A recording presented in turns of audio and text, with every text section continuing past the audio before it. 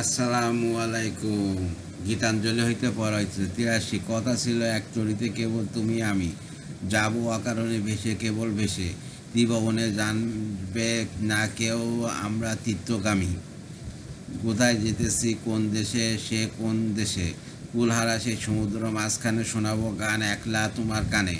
ঢেউর মতন ভাষা বাদন হারা আমার সেই রাগিনী শুনবে নীরব হেসে। আজও সময় হয়নি কি তার কাজ কি আছে বাকি। ওগো ওই যে সন্ধ্যা নামে সাগর তীরে, মলিন আলোয় পাখা মেলে সিন্ধু পারের পাখি। আপন কোলায় মাঝে সবাই এলো ফিরে, কখন তুমি আসবে ঘাটের পারে, বাঁধনটুকু কেটে দেবার তরে। অস্ত রবির শেষ আলোটির মতো তরী নিশীথ মাঝে যাবে নিরুদ্দেশে। ৩০ জ্যৈষ্ঠ ১৩১৭ বোলপুর। ধন্যবাদ।